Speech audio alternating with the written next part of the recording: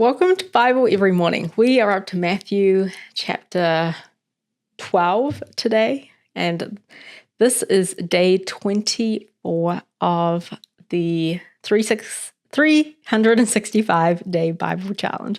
My name is Tracey Smiley, and I am coming to you from Texas in the North Dallas-Fort Worth area. And I'm super excited and just so happy to be able to read the Bible with you, because the Bible is a book that I've been reading for many, many years since I became a Christian when I was 14. And it's just something that I've developed a habit of being able to do daily. And it's something just so great because I feel like the Bible does things supernaturally where it helps you kind of just understand the character of God. And it also does something where you just become more joyful in life. I don't know how to explain it, but the more that I read the Bible, the more joyful I've become in my life. And I always ask God to open my eyes that I may see wonderful things from the law. And that's something that it's a verse from the Old Testament that I pray all the time, because I feel like the Bible has so much wisdom for our lives. And it's just something that if we don't have the Bible, we really don't have a foundation for how we see the world and how we can make decisions and go through life situations when things don't go right. And even when things go right in our lives. So let's go ahead and get started. We are on Matthew chapter 12, and we're going to be doing 12 and 13 today. And this is from the New International Version. So follow along with me as I read aloud. Matthew chapter 12. The disciples pick wheat on the Sabbath. At that time, Jesus went through the grain fields on the Sabbath. His disciples were hungry and began to pick some heads of grain and eat them. When the Pharisees saw this, they said to him, "Look, your disciples are doing what is unlawful on the Sabbath." He answered, "Haven't you read what David did when he and his companions were hungry?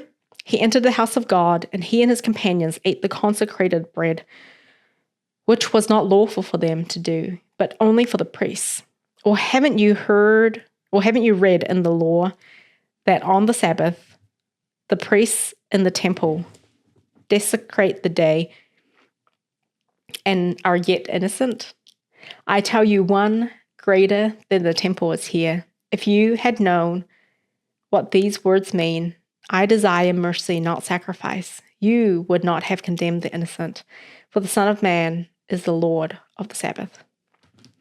Going on from that place, he went into the synagogue, and a man with a shriveled hand was there. Looking for a reason to accuse Jesus, they asked him, "Is it lawful to heal on the Sabbath?" He said to them, "If any of you has a sheep and it falls into a pit on the Sabbath, will you not take hold of it and lift it out? How much more valuable is a man than a sheep? Therefore it is lawful to do good on the Sabbath." Then he said to the man, "Stretch out your hand." So he stretched it out, and it was completely restored, just as sound as the other. But the Pharisees went out and plotted how they might kill Jesus. Aware of this, Jesus withdrew from that place. Many followed him, and he healed all the sick, warning them not to tell who he was. This was to fulfill what was spoken through the prophet Isaiah. "He is my servant whom I have chosen, the one I love, in whom I delight. I will put my spirit on him, and he will proclaim justice. He will proclaim justice to the nations. He will not quarrel or cry out. No one will hear his voice in the streets. A bruised reed he will not break, and a smoldering wick he will not stuff out, till he leads justice to victory. In his name the nations will put their hope." Then they brought him a demon-possessed man who was blind and mute, and Jesus healed him, so that he could both talk and see. All the people were astonished and said, "Could this be the son of David?" But when the Pharisees heard this, they said, "It is only by Beelzebub, the prince of demons, that this fellow drives out demons." Jesus knew their thoughts and said to them, Every kingdom divided against itself will be ruined, and every city or household divided against itself will not stand. If Satan drives out Satan, he is divided against himself. How then can his kingdom stand? And if I drive out demons by Beelzebub, by whom do you people drive them out? So then they will be your judges. But if I drive out demons by the Spirit of God, then the kingdom of God has come upon you. Or again, how can anyone enter a strong man's house and carry off his possessions unless he first ties up the strong man? Then he can rob his house. He who is not with me is against me, and he who does not gather with me scatters. And so I tell you, every sin and blasphemy will be forgiven men, but the blasphemy against the Spirit will not be forgiven. Anyone who speaks a word against the Son of Man will be forgiven. But anyone who speaks against the Holy Spirit will not be forgiven, either in this age or in the age to come. Make a tree good and its fruit will be good, or make a tree bad and its fruit will be bad. For a tree is recognized by its fruit. You brood of vipers, how can you who are evil say anything good? For out of the overflow of the heart, the mouth speaks. The good man brings good things out of the good stored up in him, and the evil man brings evil things out of the evil stored up in him. But I tell you that men will have to give account on the day of judgment for every careless word they have spoken. For by your words you will be acquitted, and by your words you will be condemned. Then some of the Pharisees and teachers of the law said to him, Teacher, we want to see a miraculous sign from you.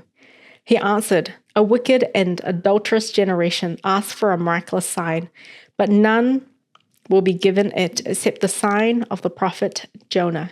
For as Jonah was 3 days and 3 nights in the belly of the huge fish, so the Son of Man will be 3 days and 3 nights in the heart of the earth.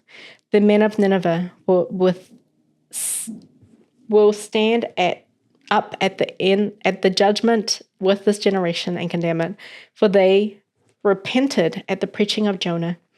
And now one greater than Jonah is here. The queen of the south will rise at the judgment with this generation and condemn it, for she came from the ends of the earth to listen to Solomon's wisdom, and now one greater than Solomon is here.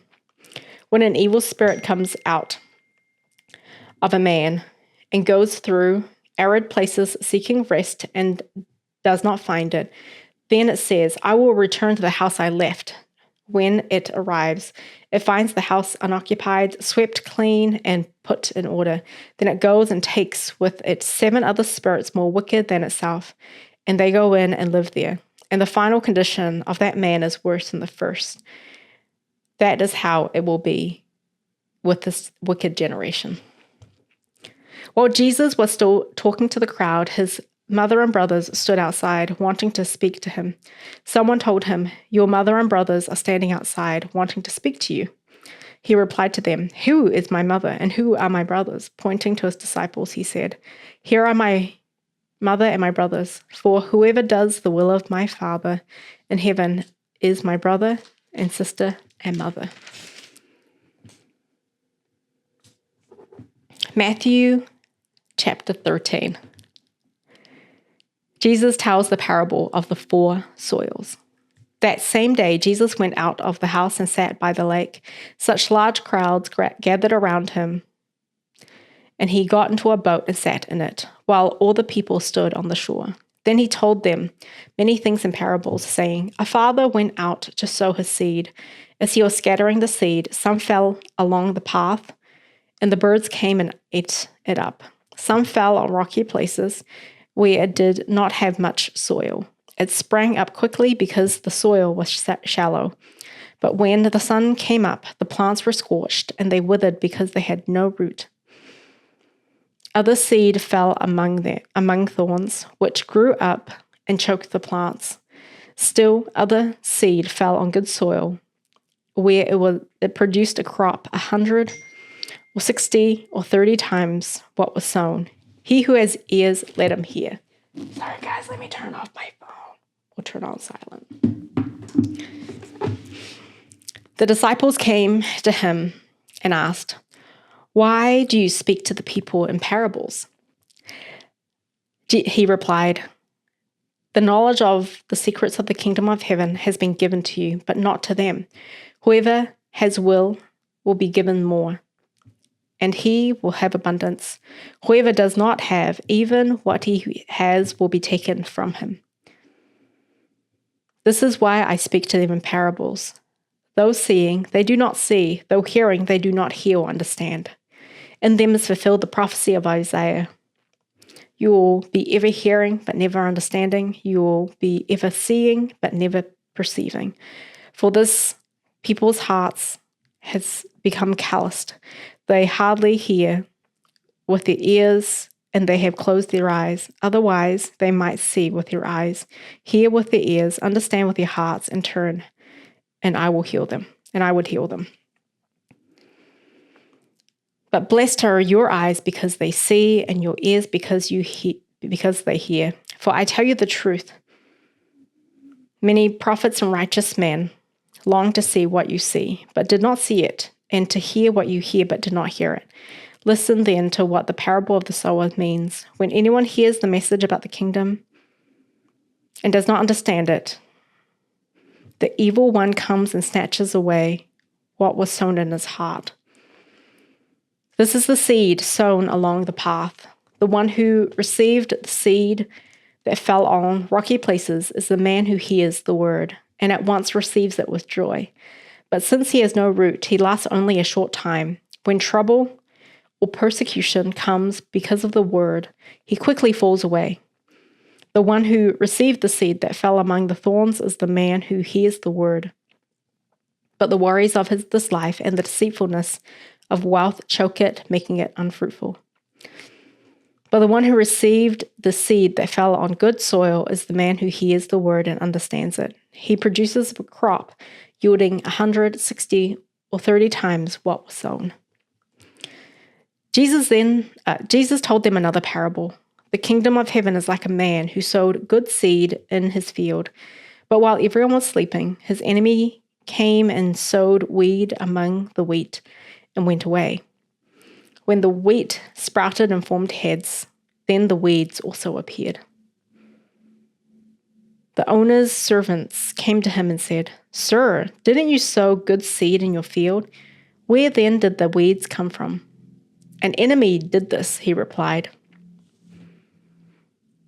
The servants asked him, "Do you want us to go and pull them up?" "No," he answered, "because while you are pulling the weeds, you may root up the wheat with them.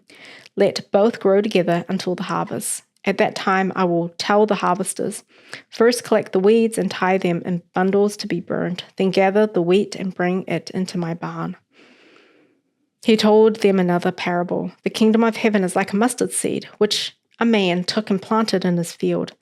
Though it is the smallest of all your seeds, yet when it grows, it is the largest of garden plants and becomes a tree, so that the birds of the air come and perch on its branches.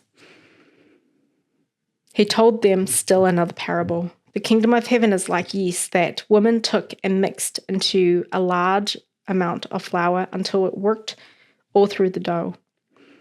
Jesus spoke all these things to the crowd in parables. He did not say anything to them without using a parable. So was fulfilled what was spoken through the prophets. "I will open my mouth in parables.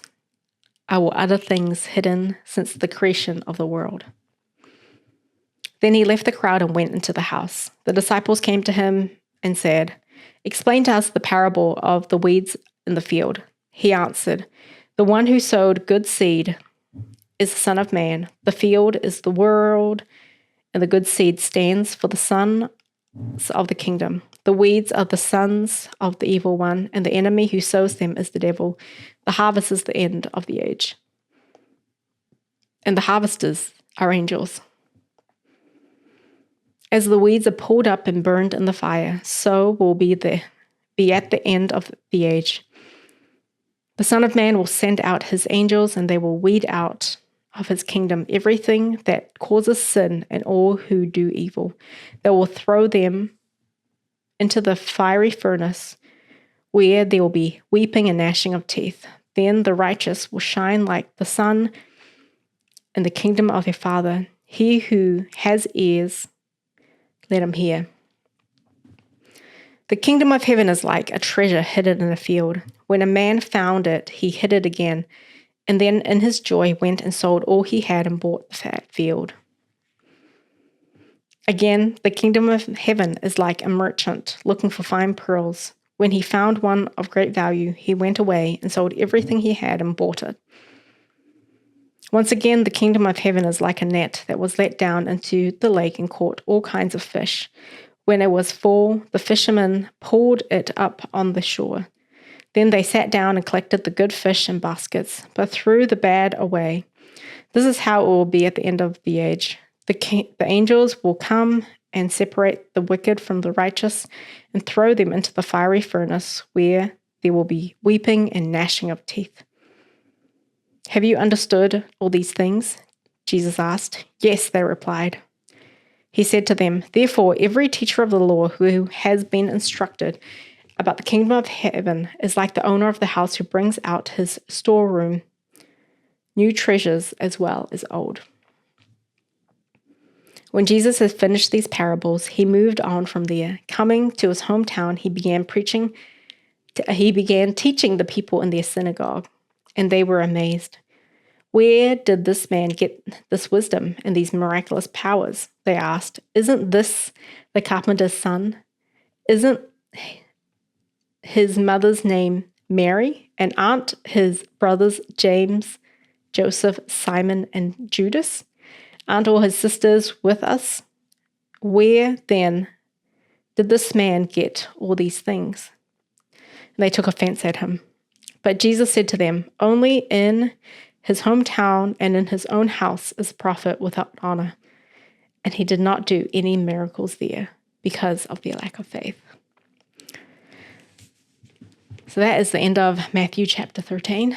And thank you guys for joining me today for another Bible reading. And we'll be back tomorrow for day 25, where we will be doing Matthew chapter 14 and 16.